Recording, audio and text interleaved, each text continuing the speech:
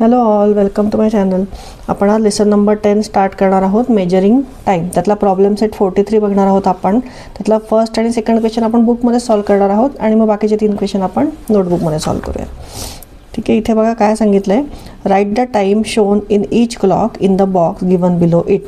आता इथे बघा 2 नंतर हा छोटा काटा आहे आणि त्याच्यानंतर तो 5 वर आहे, म्हणजे 2 वाजून गेले. ठीक आहे, 2च्या आणि 3च्या मध्ये आहे काटा, म्हणजे काय झालं, 2 वाजून गेले. आणि किती मिनटं झाले तिथे तुम्हाला माहिती आहे ना, इथून 12 ते 1 मध्ये 5 मिनटं होतात. मग 1 ते 2 मध्ये 10, मग 2 ते 3 मध्ये 15, 3 ते 4 मध्ये 20 आणि 4 ते 5 मध्ये 25, म्हणजे किती 25 मिनिट्स. 5, 10, 15, 20 अँड 25, म्हणजेच किती वाजलेले आहेत हे 25 मिनिट्स पास्ट 2.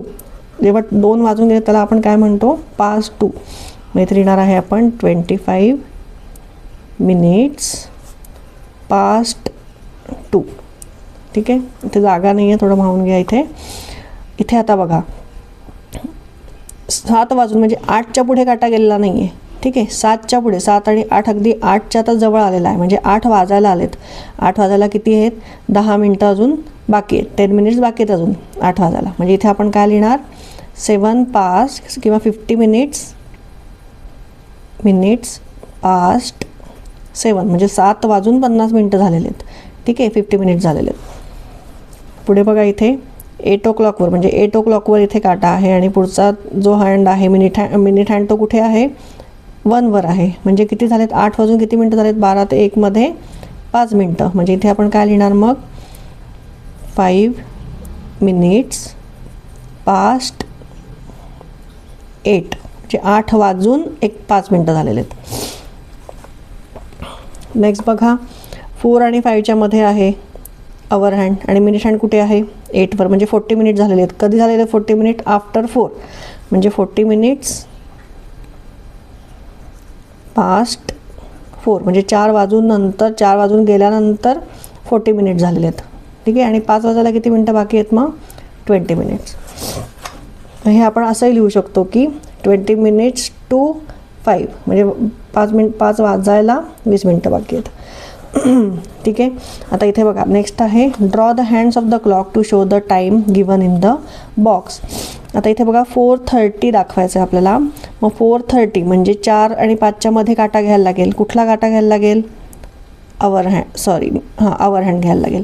आणि 30 म्हणजे कुठे येतं, 6 वर येतं. 30 मिनिट्स कधी होतात बघा, इथे 12 ते 1 मध्ये 5, 10, 15, 20, 25, 30, म्हणजे 6 इथे जर काटा असेल तर 30 मिनिट्स होतील. म्हणजे मग मिनिट हँड कुठे येणार आहे, 6 वर येणार आहे. नेक्स्ट बघा 9:15. 9:15 म्हणजे 9 वाजून किती मिनटं झाले आहेत, क्वार्टर म्हणजे किती. आता इथे तुम्ही क्वार्टर डिवाइड कसं करणार, 15 मिनिट्सचा एक क्वार्टर असणार आहे. ठीक आहे, आपण जेव्हा सर्कलमध्ये 4 भाग करतो तेव्हा हा एक भाग असतो तो क्वार्टर असतो. म्हणजे इथे किती आहे, मग क्वार्टरवर काय आलेलं आहे, इथे 3 आलेलं आहे. म्हणजे किती मिनिट्स आहेत, हे 15 मिनिट्स आहेत. मग 9:15 म्हणजे 9 वर येणार आहे अवर हँड आणि मिनिट हँड कुठे येणार आहे, 3 वर. नेक्स्ट बघूयात 4:45, म्हणजे आता 5 वाजायला 15 मिनटं बाकी आहेत. क्वार्टर म्हणजे हे 15 मिनटं 5 वाजायला बाकी आहेत, म्हणजे 5च्या थोडासा आधी कुठे येणार आहे, अवर हँड येणार आहे. आणि 9 वर काय येणार आहे, मिनिट हँड येणार आहे. 20 मिनिट्स पास्ट 11. आता 20 मिनिट्स पास्ट 11 म्हणजे 11 वाजून 20 मिनटं झालेली आहेत. ठीक आहे, म्हणजे 11 आणि 12च्या थोडासा पुढे काटा येणार आहे. कुठला येणार आहे, अवर हँड. आणि मिनिट हँड कुठे येणार आहे, मोठा काटा 4 वर. ठीक आहे, चला आता नेक्स्ट प्रॉब्लेम आपण वर्ड प्रॉब्लेम आहे तो सॉल्व्ह करायला घेऊयात. इथे बघा काय सांगितलं आहे, if a bus leaves Nashik at 5 o'clock in the morning, reaches Pune that same day at 10:30 in the morning, how long does the journey take. म्हणजे नाशिकवरनं बस निघाली आहे सकाळी 5 वाजता, ती पुण्याला किती वाजता पोचली आहे, 10:30, 10 वाजून 30 मिनिटांनी. ठीक आहे, 10:30ला पोचली आहे. मग टोटल जर्नी किती तासांची झाली ते फाईंड करायचं. आता इथे तुम्ही आता इथे टेबल काढून घ्या. इथे एक आवर्स येईल इथे आणि इथे मिनिट येईल. ठीक आहे, आता पोचली किती वाजता त्याच्यातनं आपण जर 5 मायनस केलं, जितक्या वाजता निघाली तर आपल्याला आन्सर मिळून जाईल. मग इथे काय येणार आहे, 10:30 मिनिट्स बरोबर. ठीक आहे, 10 वाजून 30 मिनटं मायनस किती आहे, 5 o'clock, म्हणजे इथे येणार आहे -5, 0, 0. सो इथे बघा आन्सर काय आहे, 0 - 0 इज 0, 3 - 0 इज 3, 10 - 5 इज 5. म्हणजे बसला पोचायला किती तास लागले आहेत, 5 तास 30 मिनिट, म्हणजे 5 hours and 30 minutes. सो इथे खाली आन्सर लिहून घ्या. देअरफॉर बस टूक 5 hours 30 minutes. फोर्थ क्वेश्चन बघू. A play that was to start at 9:15 at night was delayed by half an hour because of power outage. What time did the play start. म्हणजे आता इथे काय विचारलं की प्ले 9:15ला स्टार्ट होणार होता, तो डिले झाला किती मिनिटांनी, हाफ ॲन आवरने, म्हणजे 30 मिनिटांनी पॉवर आउटेजमुळे. मग नक्की ॲक्च्युअल प्ले कितीला स्टार्ट झाला ते आपल्याला काढायचं आहे. ठीक आहे. मग आता आवर्स आणि मिनिट्समध्ये तुम्ही टेबल काढून घ्या. तिथे लिहून घ्या आवर्स आणि मिनिट, आणि खाली मग कितीला प्ले स्टार्ट होणार होता ते किती येणार आहे, 9:15. मग प्ले टू स्टार्ट. त्याच्यानंतर डिले किती मिनिटांनी झाला आहे, 30 मिनिटांनी. सो ते 30 मिनिटं ॲड करायला लागतील, 30 minutes. सो ते ॲड करा प्लस 30 minutes. आणि तिथे काय येणार आहे, डिलेड. वर्ड प्रॉब्लेम आहे त्यामुळे साईडचं लिहावं लागणार आहे. आता ॲडिशन करून घेऊ. 5 + 0 इज 0, 3 + 1 इज 4, अँड 9 + 0 इज 9. कारण ते खाली काहीच नाही आहे. सो 9:45 म्हणजे प्ले कितीला स्टार्ट झाला, 9:45ला. सो खाली तर वर्डमध्ये आन्सर लिहून घेऊयात. Therefore play started 9:45 at night. ठीक आहे. नेक्स्ट क्वेश्चन बघूयात. If a train leaves Mumbai at 10:15 at night and reaches Nagpur at 1:40 the next afternoon, how long does the journey take. ठीक आहे. आता पहिले आपण काय काढून घेऊयात, रात्री 10 वाजता निघाली ॲट 10:15 at night.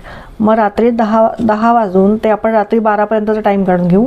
म्हणजे काय होईल, रात्री 12 ते दुसऱ्या दिवशीचं 1:40 ह्याचा टाईम किती असणार आहे, 1:40 दुसऱ्या दिवशीचं म्हणजे आफ्टरनूनचं किती असतं, 13:40 असतं. म्हणजे 13 तास 40 मिनिटं ते डायरेक्ट मिळतात आपल्याला. मग आधी आपण रात्री 10:15 ते 12चं काढलं की आपल्याला त्याच्यात ते ॲड करता येईल. ठीक आहे. सगळं इथे लिहून घेते मी, तर तसंच तुम्ही लिहून घ्या. 10:15 ॲट नाईट टू 12 midnight. किती होतात ते आधी आपण काढून घेऊ. कसं करणार ते, इथे आवर्स आणि इथे मिनिटमध्ये काय लिहिणार तुम्ही, 12 midnightमधनं तुम्ही 10:15 मायनस करणार. ठीक आहे. म्हणजे आपल्याला हे ह्या दोघांमधला आपल्याला किती तास झाले ते कळेल. सो इथे बघा, इथे डायरेक्ट 10 - 5 करायचं नाही आहे. इथे आता इथे काहीच एकही तास नाही आहे, इथे मिनिट नाही आहेत. मग ह्या 12 hours एक तास आपण इकडे घेणार आहे. एक तास इकडे घेणार म्हणजे किती मिनटं घेणार आपण इथे, 60 minutes घेणार. बरोबर.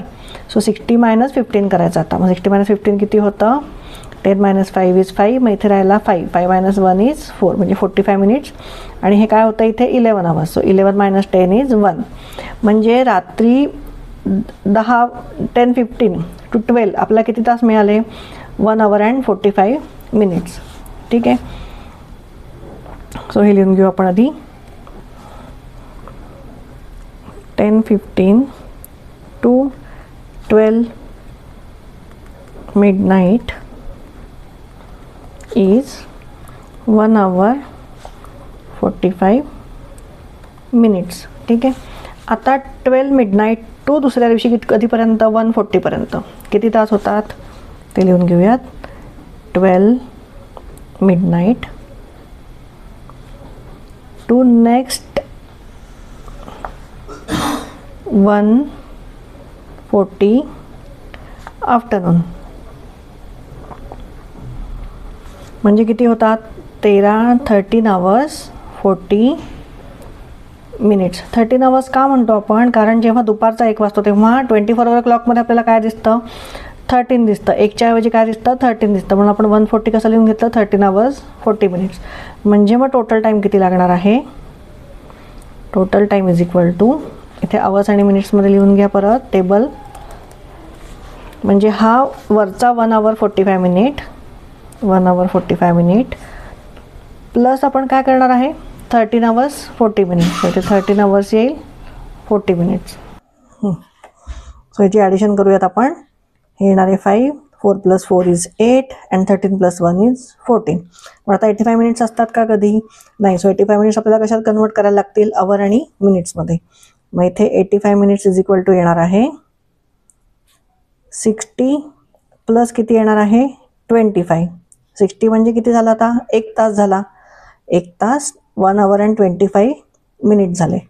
मग इज इक्वल टू हे आपण काय लिहून घेऊयात? 1 आवर अँड 25 मिनिट. म्हणजे मग ते कशात ॲड झाले?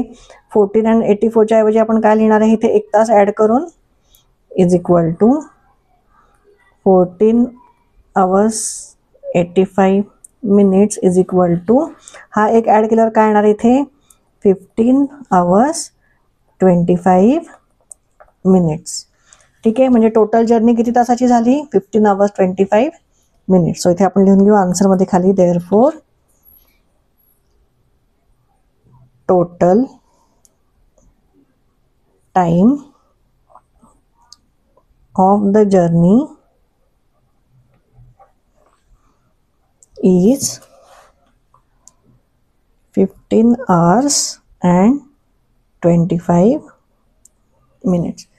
ठीक आहे. इथे आपला प्रॉब्लेम सेट 43 संपलेला आहे. तुम्हाला आधीचा प्रॉब्लेम सेट हवे असतील तर स्टँडर्ड 5ची प्लेलिस्ट मी तयार करून ठेवली आहे, त्यात तुम्ही बघू शकता. माझा व्हिडिओ आवडला असेल तर नक्की लाईक अँड सबस्क्राईब करा. थँक्यू.